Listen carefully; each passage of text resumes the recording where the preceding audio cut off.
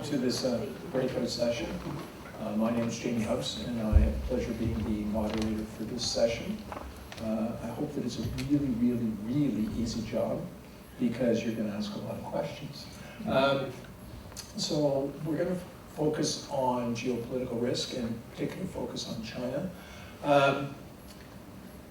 You know, as with many people in this room, I've been around the risk universe for quite some time. Geopolitical risk did not really register on the map or on the radar 5, 6, 7 years ago, but now I don't think you can find a risk register anywhere that doesn't have geopolitical risk near the top of the list. So it's really been an evolution, and I think that you know, we can see that today. We had all of our presentations have had some reference, or directly or indirectly, to geopolitical risk. And I think it is very topical. We have this conversation today, we have this panel today, and we're very fortunate to have a preeminent China specialist here with us today to talk about this. We have Margaret McQuaid-Johnson, and Margaret has a very extensive and impressive CV, so I'm just going to touch on a few things. So she is a senior fellow at the Institute for Science, Society, and Policy and Graduate School of Public and International Affairs at the University of Ottawa.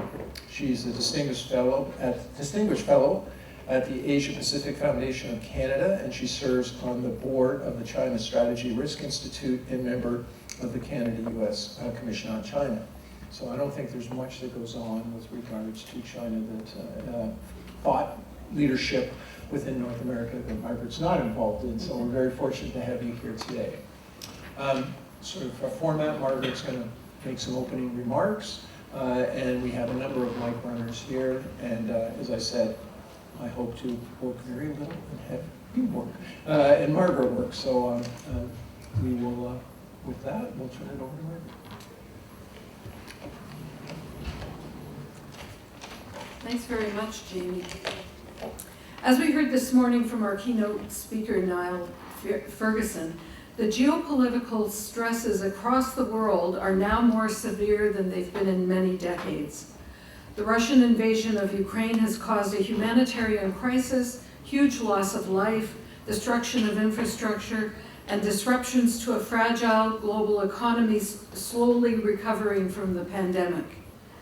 The tensions between the West and Russia have not been seen at these levels since the Cold War. This is a time when Canada has stepped up as a safe haven for 175,000 Ukrainians, as well as providing almost $5 billion in contributions and equipment to support Ukraine's war effort. No one knows better than the people in this room what the turmoil in Europe has meant for Canadian companies and financial institutions.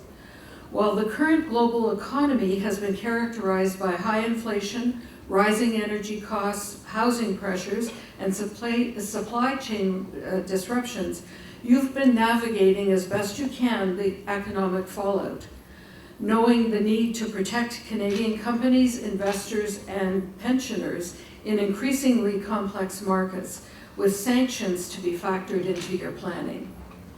Add to that the mounting tensions between the US and China brought on by Xi Jinping's more aggressive tactics in virtually all aspects of China's international relations. Countries including India, Bhutan, and the Philippines have seen China move into their territory to change the borders and take resources. Having promised President Obama face-to-face that he would never militarize the South China Sea, within a year, Xi Jinping was doing exactly that, and has ignored the ruling of the International Tribunal that such action was illegal. And now he's eyeing the East China Sea. The longer-term consequences regarding Chinese control of international shipping routes in that region are very concerning. Russia's collaboration with China in the Arctic is also concerning. There have been Russia-China joint military exercises in polar conditions and a joint polar R&D lab. It had been expected that China would try to get a seat on the Arctic Council via Russia's chairmanship, but that was dashed when the council members decided to continue meeting without Russia due to the war in Ukraine. For Canada, an aggressive China with Russian support will be a significant risk in our Northern Territory. Initial excitement in Belt and Road countries in Africa, South and Central America, and Southeast Asia, with the billions offered by China for infrastructure, has been replaced in many of those countries by deep concern at not being able to repay their debts with usurious interest rates. And as their debt has increased, there has been no relief coming from Beijing. Hoped for employment in the host country often saw instead the importation of Chinese workers who could be paid in renminbi. But for those countries, most of which now use Huawei telecom equipment, extricating themselves from Beijing's pressure is difficult as they have become dependent on China for more and more. In the long term, some BRI countries and even Russia, which has been weakened by the war, could effectively become vassal states to China and provide all its necessary resources, while other countries could swing between the US and China as the incentives are offered. So where does that leave Canada? Of course, we've been buffeted by geopolitical winds as much as any country. We had hoped in 2016 and 17 to have a free trade deal with China. Remember the olden days when that was discussed? But that evaporated, and since the Michaels were taken hostage, our relations with China have been almost nil. We are fortunate to have the United States as our key ally in this bilateral contest. Our attempt to broaden that affiliation to depend on India as another great ally has hit a wall with the news of that government being implicated in the death of a Canadian Sikh leader.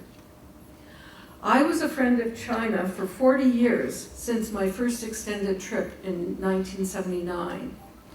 Over my years in government, I worked with Chinese, I have a master's focused on China and I speak some Mandarin. I worked with Chinese officials and academics on building their science and technology capacity. But starting in 2015, I became very concerned about the major focus that Xi was giving to China's policy for the integration of military and civilian technology development, or military-civilian fusion, as it's called. I started briefing Canadian government officials, academics, and companies about the risks of Canadian research innovations going out the back door of civilian universities to the Chinese military. And I testified about it at Parliamentary Committee in Ottawa just yesterday. Actually, I briefed a fairly large group at Global Risk Institute on this back in about 2016-17. I've also researched China's innovation system, incubators for startup companies, and joint ventures with Canadian tech companies, including Chinese tactics being used to give Canadian companies, especially clean energy SMEs, only a small share of their joint venture when it's 100% Canadian technology being made, and then freezing out the Canadian partner over time. But I was in Shanghai when the Michaels were taken hostage, and that was the catalyst that made me start speaking out more publicly against that and other China-related issues.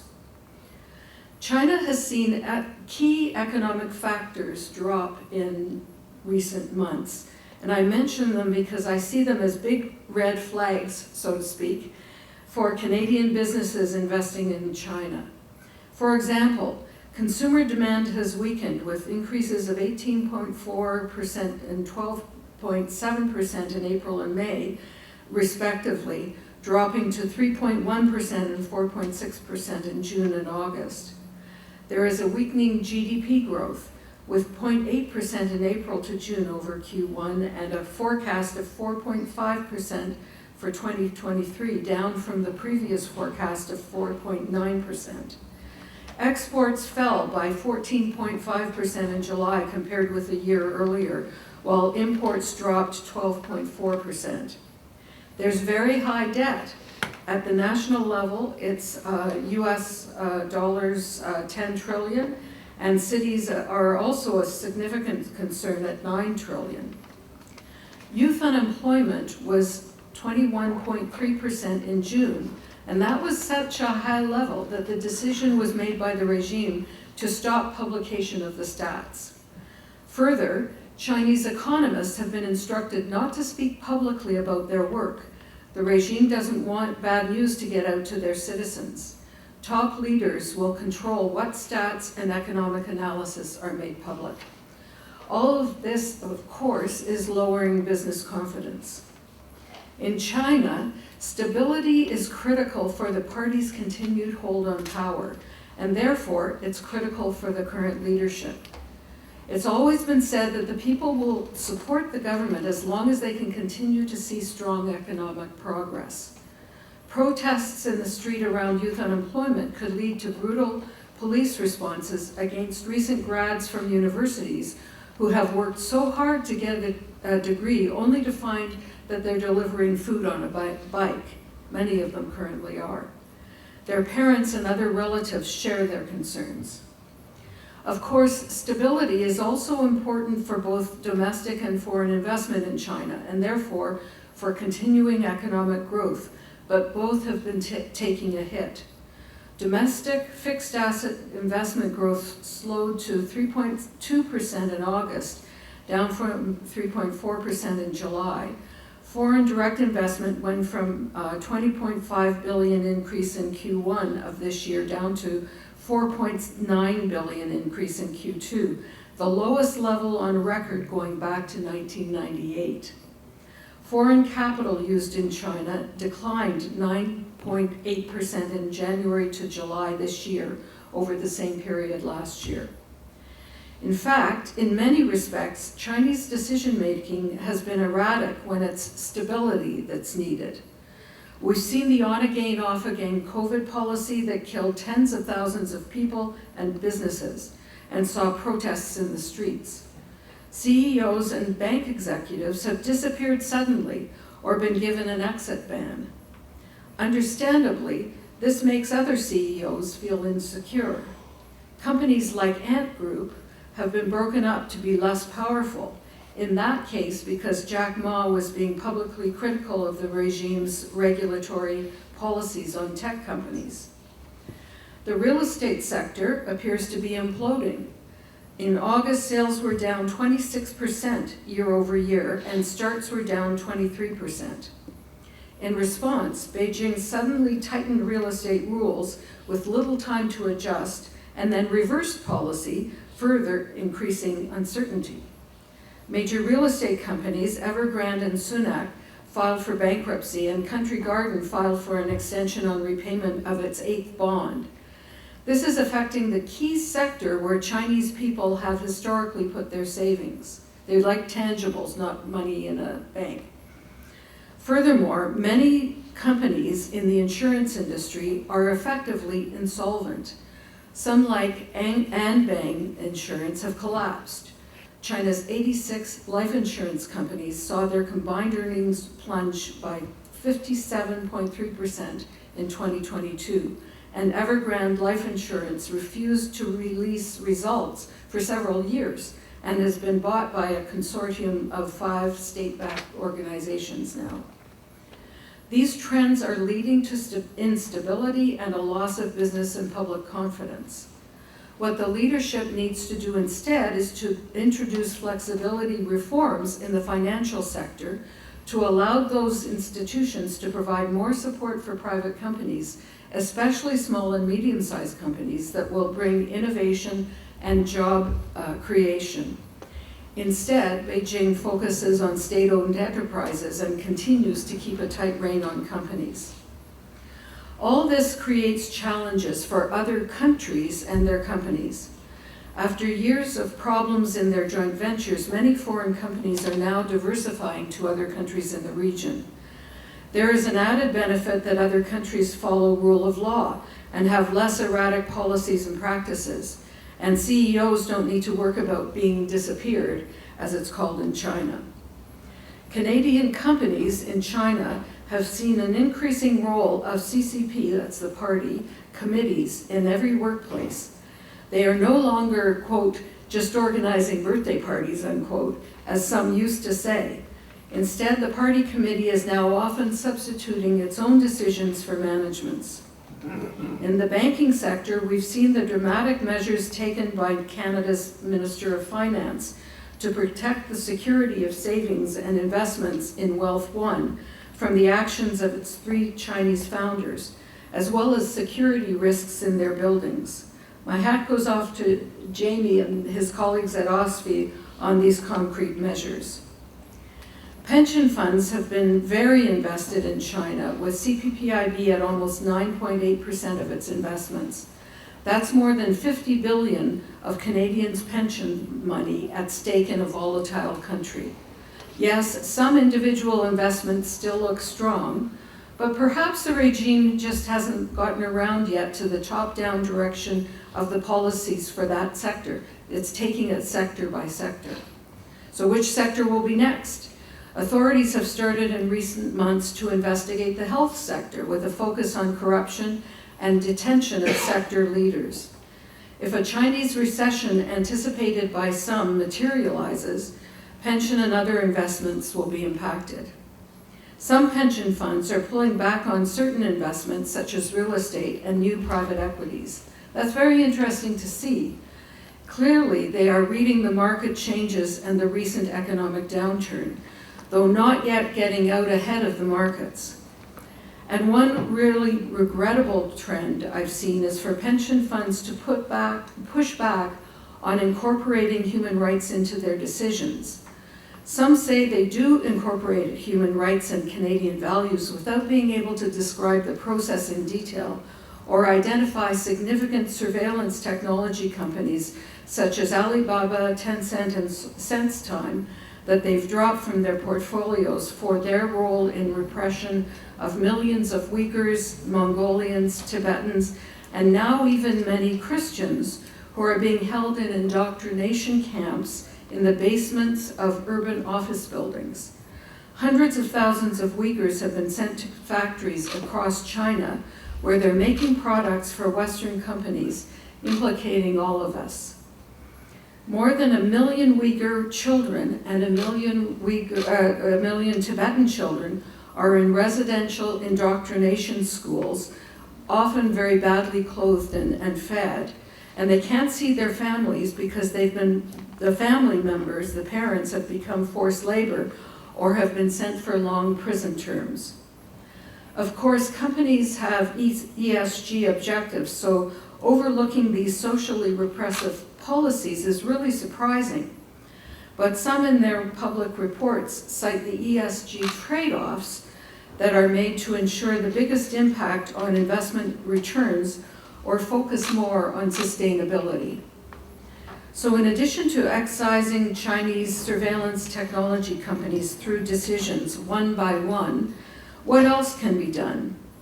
A relative of mine who's the founder and chair of a $130 billion private investment firm in the US told me recently that it would be straightforward for MSCI to reduce the inclusion rate of China in the MSCI Emerging Market Index for those plans who want to protect their investments from social aberrations, erratic government policies, and market risk.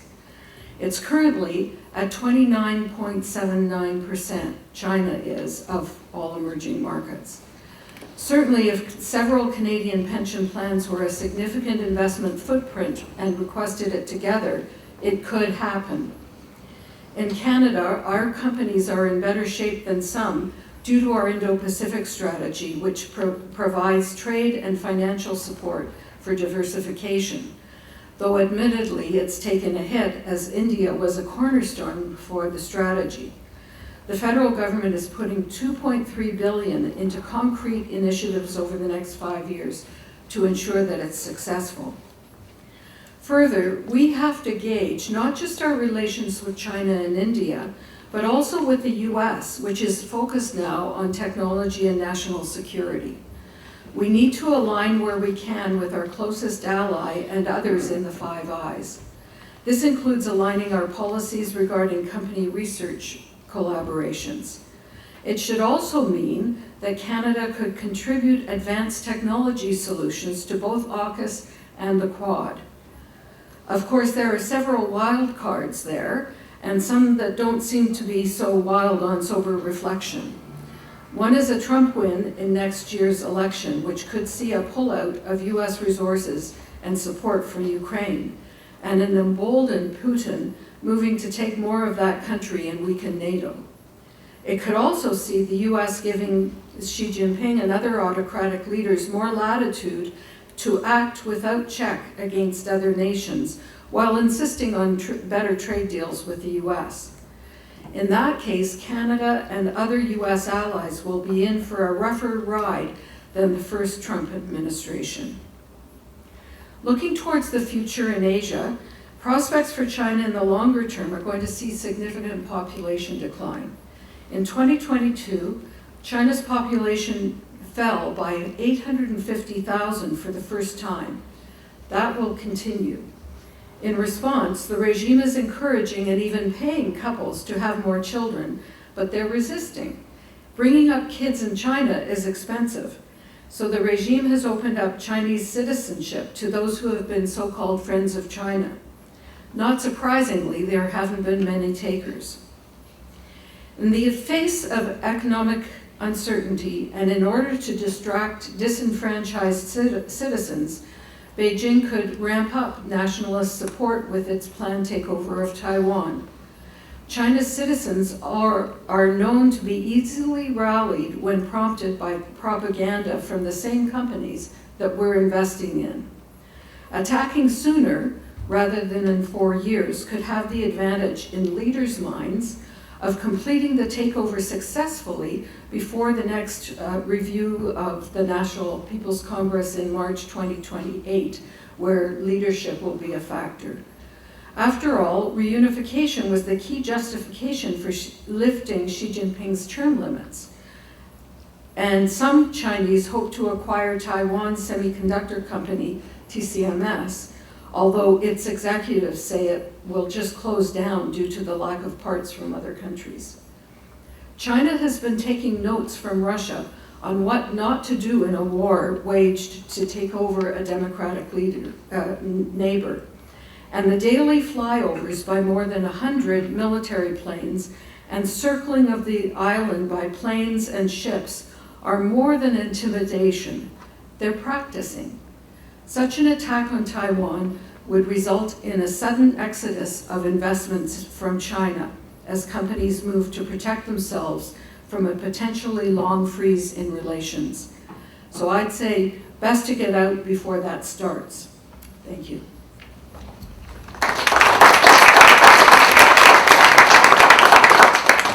Margaret, thank you very much for those comprehensive comments, very illuminating, and building on some of the themes that we heard earlier today.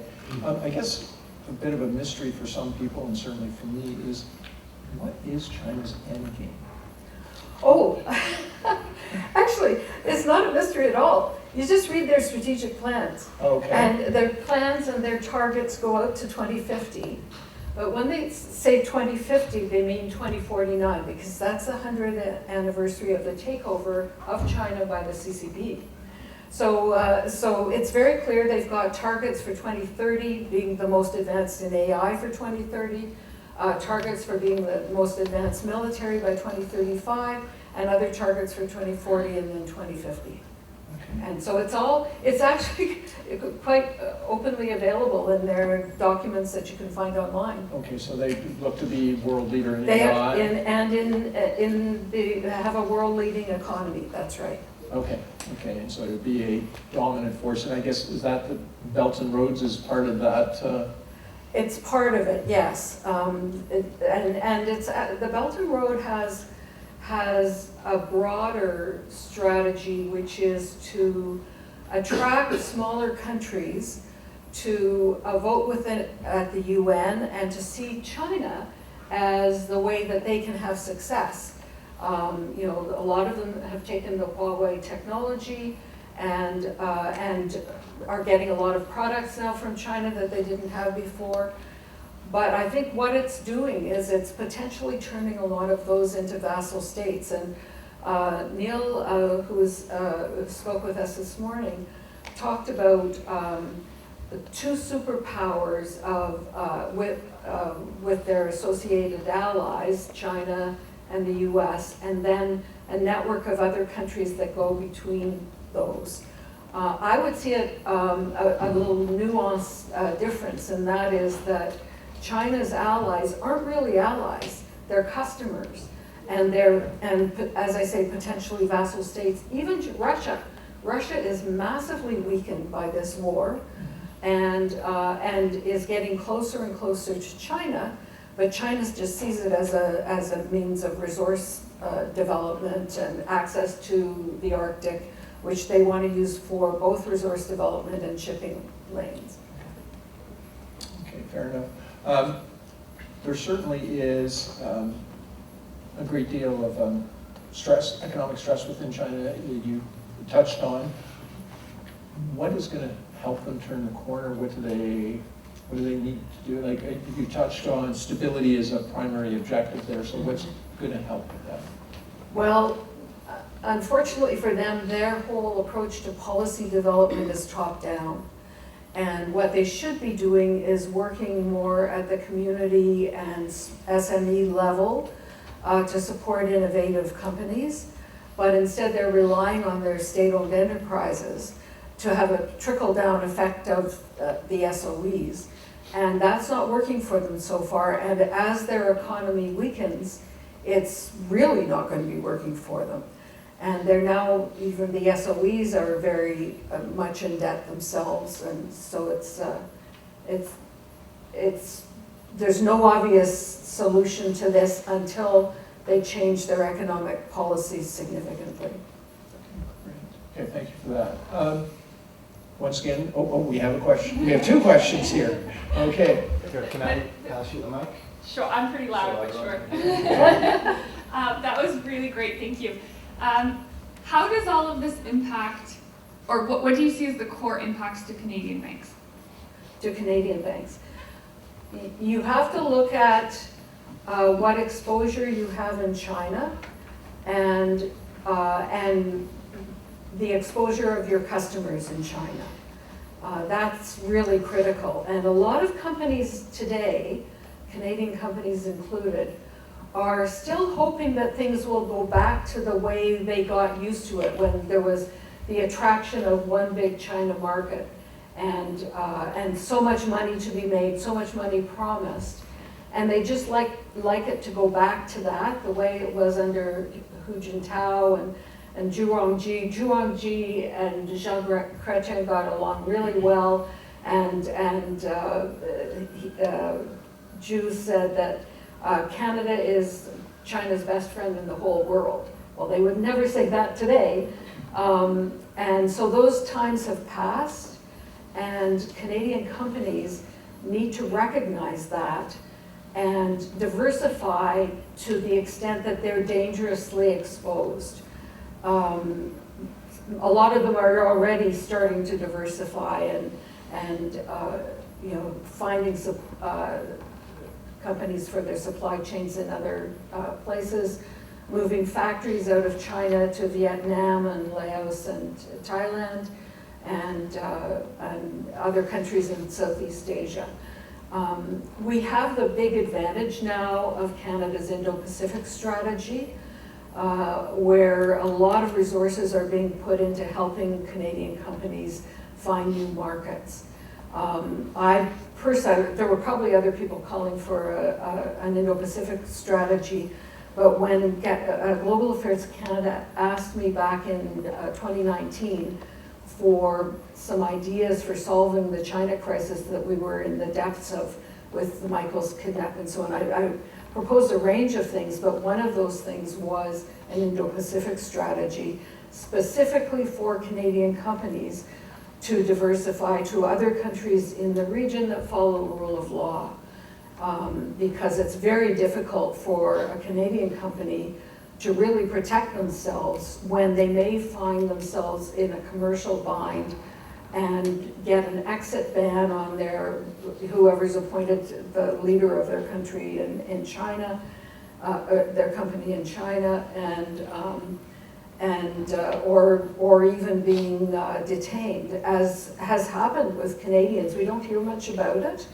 At any given time, there are more than 100 Canadians detained in China. Normally, that's just for a few weeks at a time, but it can be to get to the root of a commercial dispute where the Canadian company is up against a Chinese company. And that was the case with a small BC winery, where the owners, who were a couple, were detained and held for a couple of years. And it's a really, difficult situation because there's not much to do that you can do once you've been detained. You just have to hope that your own country does whatever it can to get you out. I'd like to hear also from others who have experience in China or contacts in China and have impressions of how things are going in China. What I've found when I've talked to companies is that they're best talking to each other and exchanging stories about the experience they've gone through, and to learn from one another. And I've found that CEOs of Canadian companies have been really generous in helping others to avoid pitfalls that they've fallen into. Thank you. I think we have a question over here, and then we'll go over here. Thanks. So you mentioned a couple items related to China's plan and strategy 2030 to invest in AI. Like, those were actually very ambitious, I would say, but want to get your view. So, I mean, China, historically, they had some very ambitious goals as well. Some of them were achieved and some not. Do you think that those are achievable? And especially now, the competitive world, the US or Western world is kind of trying to prevent China's growth. Do you see headwinds for them to achieve, or any other impact that may help them to achieve that?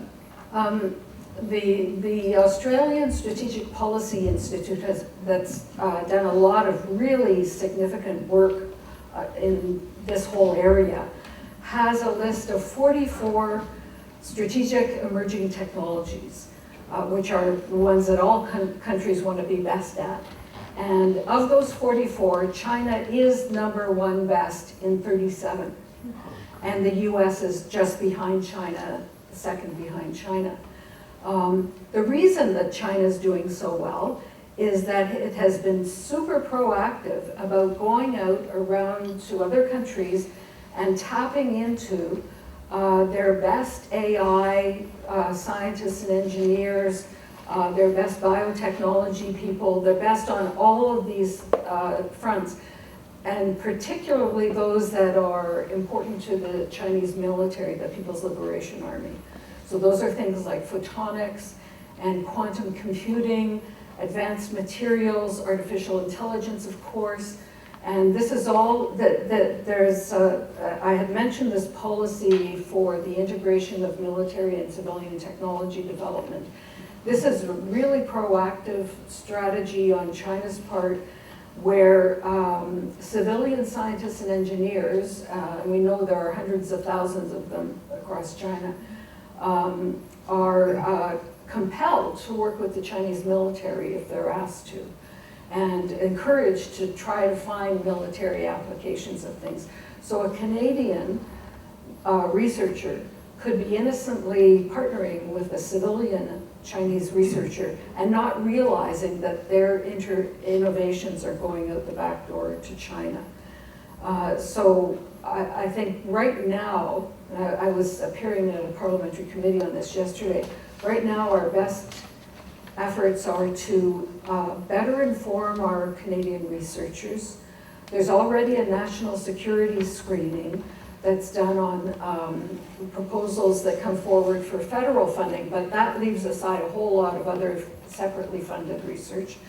And so there needs to be a greater push to be careful of research that's done with universities focused on the Chinese military. And there are 65 of those in China, and there are 160 other research institutes at civilian universities that are working with the Chinese military.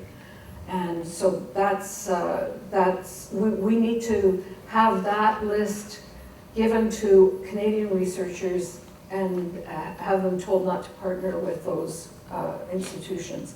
At the same time, we need to be putting a lot more resources into innovation here in Canada with government resources and universities and government labs working more closely together, and then in partnership with like-minded allies like the US and the other Five Eyes countries. Is there a follow-on? Is that okay? A quick question about the what your thoughts are on the recent BRICS meeting and the likelihood that the renminbi would become their common currency as a reserve currency. I think that's very possible. And as the BRICS countries get larger and larger with more satellite countries brought into that mix as part of the Belt and Road Initiative, I think that's very possible. And in fact, in science, China is now saying that Mandarin and Chinese characters are going to be the platform of the future in science. Already, they're producing more research papers than any other country in the world. That's in large part due to the numbers of researchers that they have. And at the same time, our researchers find that then when they partner with Chinese researchers, unless the Canadian is a Chinese national to start with, or speaks Mandarin and can read Chinese characters, it's really a one-way street. It's not a two-way street of exchange. It's really a one-way street, and has been for many years, because we were helping China develop into a more open member of the global economy. This was something we were encouraging them to do, and so we sent a lot of our researchers to China, including researchers in government labs, and they gave a lot to China, and that's one of the reasons that China's so successful in all those 37 emerging technologies. We have a question here, and then we have one up here. I'd like to bring in the European perspective on this in your comments. As far as I understand, Europe is very engaged with NATO and confronting Russia and very aligned with the US. However, when it comes to China, there seems to be much more reluctance in following the US lead. Why do you think that is, and what's going to change? Well, in large part, it's because of the business connections. Germany especially has had very close business connections through research and development and through the whole automobile markets. Their cars are really prominent when you travel around China, and I think there's been a large effort in European countries to give China the benefit of the doubt, and but they're pulling back now because they can see what everybody else has seen. The former head of the European Union in China, the European Union Chamber of Commerce in China, has been speaking since he left a few months ago that position and went back to Europe. Has been speaking very candidly about the risks that Europe has. I met with him in 2018 on my last trip to China, which was also my last trip to China.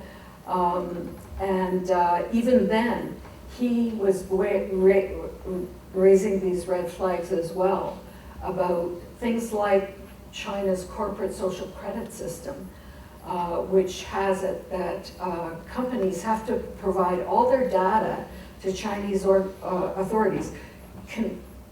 Any foreign company has to provide all their data.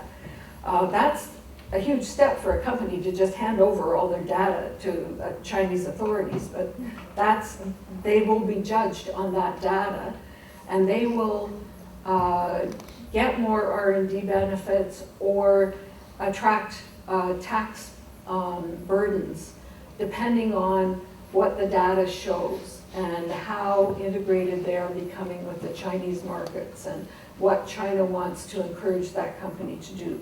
That's the corporate social credit system. The regular social credit system, which operates with platforms like WeChat, will determine if you are offline with anything that the party sees as desirable behavior, like talking about the Tiananmen June 4th massacre on WeChat. That will get you banned from high-speed rail and banned from airlines. And other behaviors will mean that your kids can't go to school, seriously. And things like this, all judged on people's behavior and what the social credit system is. And that's why Alibaba and Tencent are really important, because they're at the core of that social credit system. And I would just add on Europe that Italy announced this past week that it's pulling itself out of the Belt and Road Initiative. You're right that initially it saw big advantages there, and they got a lot of freebies, especially in the pandemic. They got a lot of the PPE that other countries weren't getting. And that's because they had agreed to sign on to the Belt and Road Initiative. In the meantime, Canada had co-developed with CanSino, a vaccine company in China, a vaccine for COVID. And we had provided the cell line through the National Research Council, a government agency. And when it came time to ship the vaccine to Canada, it was held up for months and months at customs at the port. And ultimately, Canada got the message that you're not going to get any of it ever. And instead, that same vaccine was given to Russia and Saudi Arabia and Brazil. So, China is very strategic in how it uses its gifts to other countries and who it wants to bring within its network. I think we have a question here. Yeah, there's been various reports about their progress in sort of cornering world markets and rare earth minerals. How's that fit into a long-term strategy? What are the potential implications of that? Those implications are enormous, and they've been clamping down deals all over Africa in exchange for this infrastructure that they've put in place in order to access rare earths that are necessary for all the advanced technologies.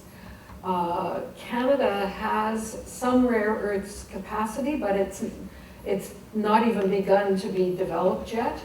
And the reason it hasn't been is that when Africa and China develop rare earths, they can do it in a kind of open pit mining environment that is really, really bad on the environment itself and sustainable development, and also really poor on labor standards.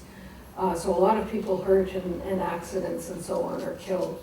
And so it would cost a lot more for Canada to develop those rare earths than it does in China, because the wages are so cheap and the standards are so low.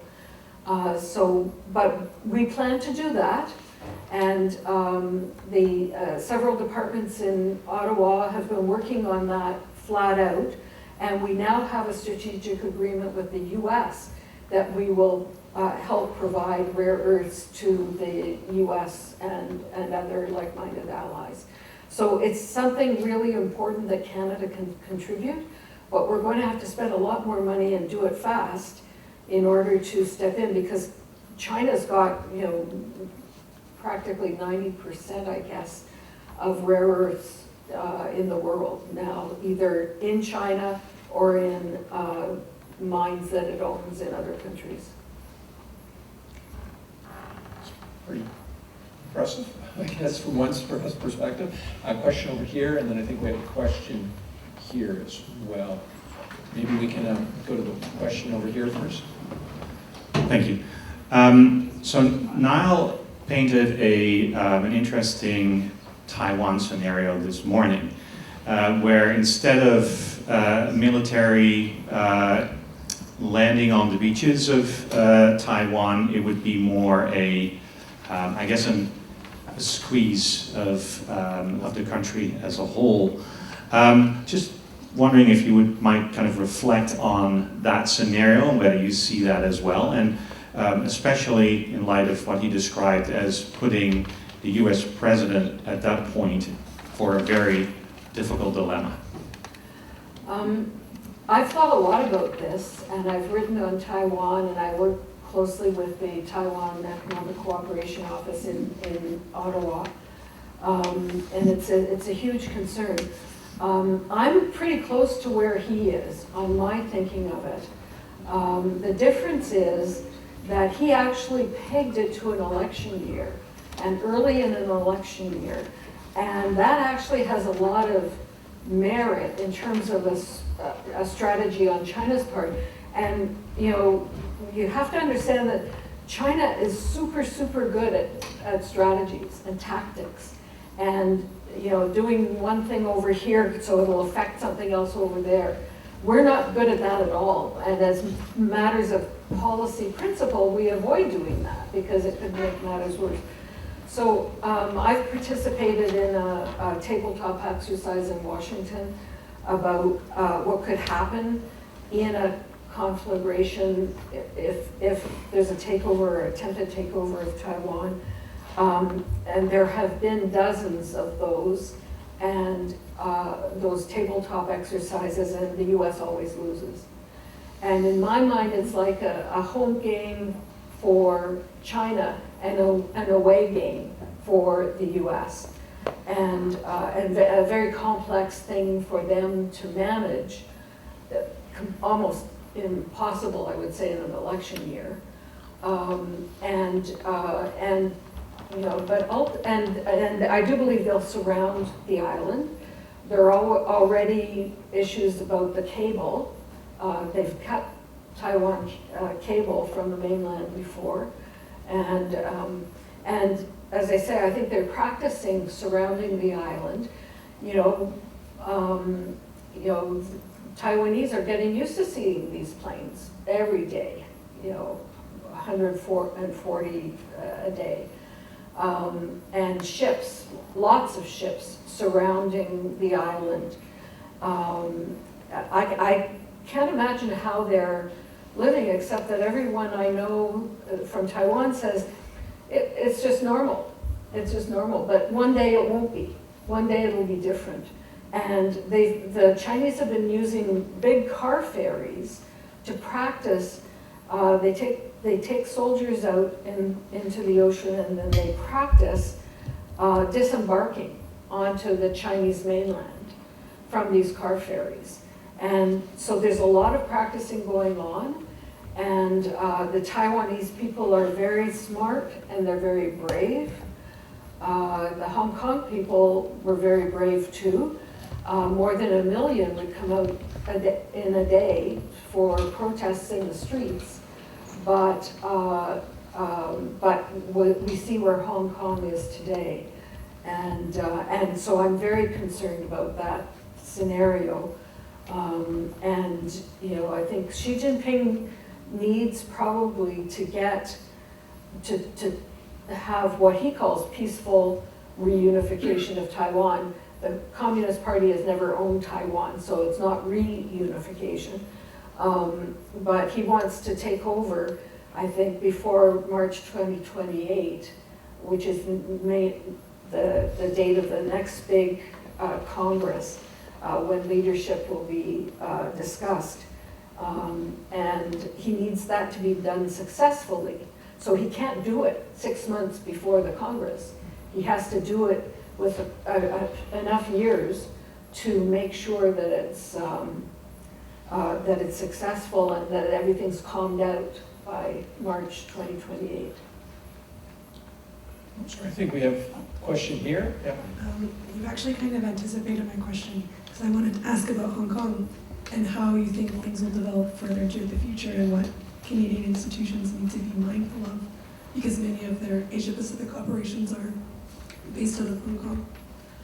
I'm very concerned about Hong Kong too.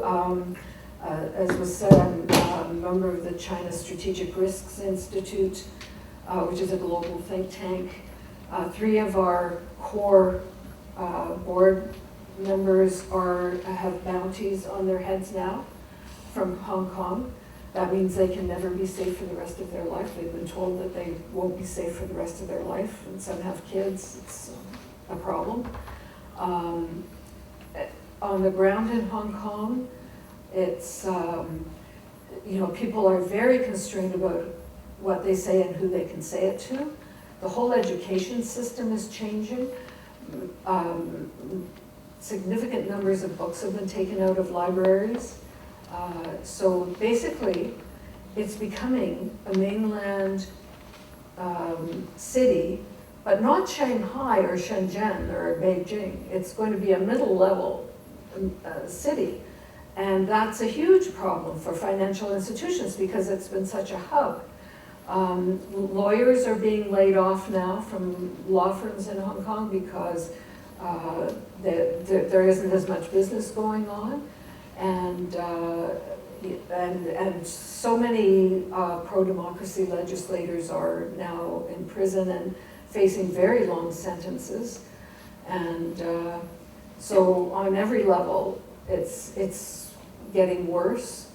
And I think, that China had committed to one country, two systems to the end of 50 years, and they cut it short by more than 25 years. So, they don't live up to their promises, clearly. And I think Taiwan would be in for something similar. There have been suggestions in the Chinese press that the Taiwanese would be re-educated like the Uyghurs. And that's been an abysmal policy from a human rights perspective. The numbers are now close to 2 million Uyghurs having gone through those indoctrination camps where the living conditions were horrific. And a very large number now have long prison terms. I have a photo with me of an 82-year-old woman who it was just found 4 years ago. The news is just getting out now. Got a 17-year prison term because she attended a sermon, and a Muslim sermon. And so that warrants a 17-year prison term for a 78-year-old woman. And many who don't get long prison terms, as I say, have been sent as forced laborers to other cities in the country, other parts of the country, to work in Nike and Gap and other, Western companies where they're making the stuff that we wear and the stuff that we use. And so that implicates all of us. And many of them will never see their children again. The children being in camps even worse than the Indigenous kids in Canada were put through. And it's the cultural genocide is just horrific. And that's the kind of thing that awaits Taiwan, according to people on mainland China. Thank you very much. I think we have a question right here. Yes, you mentioned AI before, and one of the things that's happening around the United States is restricting the export of AI-specific hardware to China. So NVIDIA is creating a special category of hardware that gets around that regulation so they can still sell to China. Is there an analogy in the past of export restrictions working? Like, is that something you think would make sense for high tech, for AI, as a way to constrain China, or is it just nature of record? They'll find a way around it. Well, no, I think it does work, and in fact, we've got the U.S. Department of Commerce entities list, which lists many companies that U.S. companies aren't allowed to work with. And so this is, and the strategies in the U.S. now to constrain semiconductor companies from selling to China, and Taiwan is not selling to China, I think that China back in 2015 said that they were going to spend $150 billion over 10 years to develop the homegrown semiconductor industry. At that time, it was 91% foreign technology in China. Today, it's still 91% foreign technology in China. They haven't been able to do it despite pouring billions and billions of dollars at it. There's more to semiconductors than just, equipment. It's also know-how, and it's the skilled people to do it. So the Chinese economy is being weakened significantly, actually, because of that.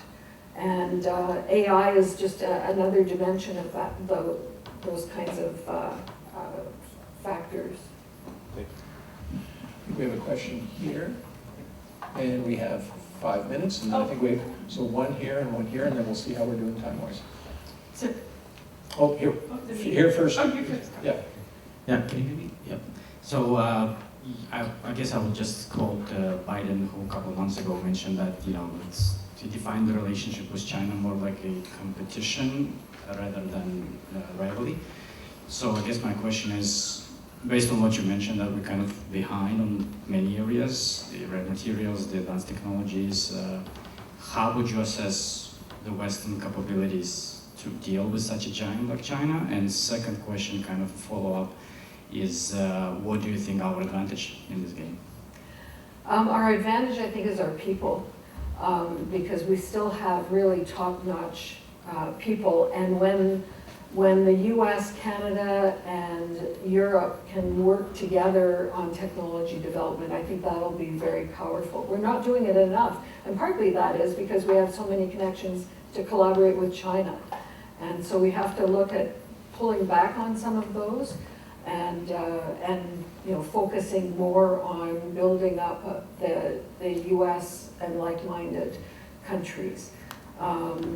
China says that it wants to be open, but at the same time, it was the one that started decoupling and that brought in regulations against foreign firms and all kinds of measures that would pull Chinese companies back from releasing their own technology to the West.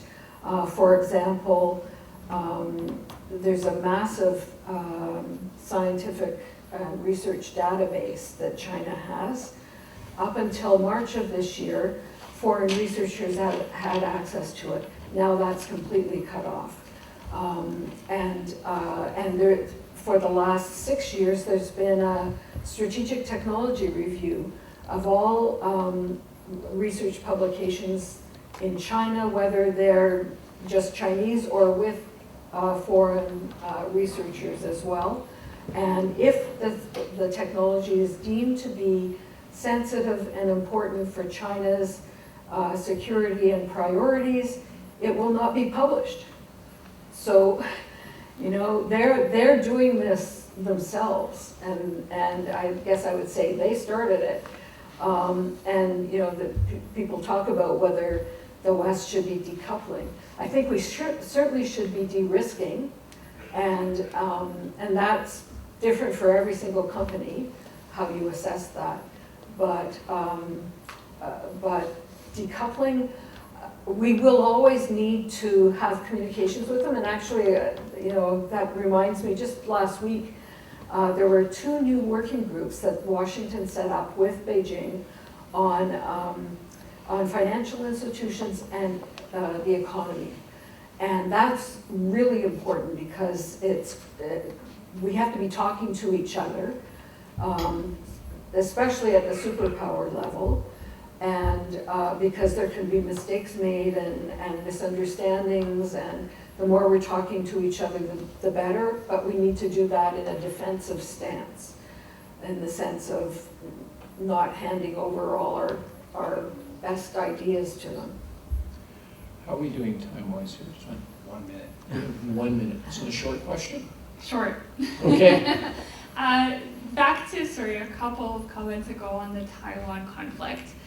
What is your is this a tail event, or is this a 50-50 probability? Like, where do you sit on the odds of this?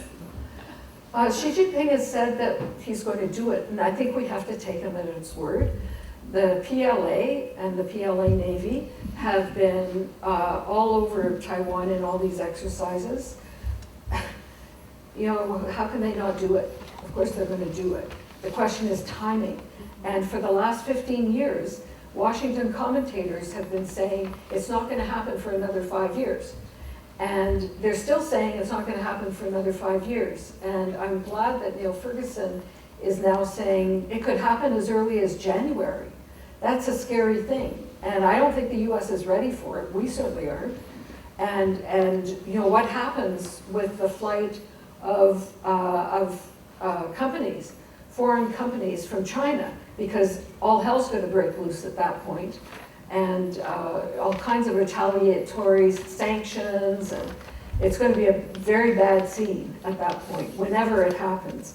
I was thinking more like 2 years from now, but it certainly could happen before the transfer of authority to whatever next government we get in Washington.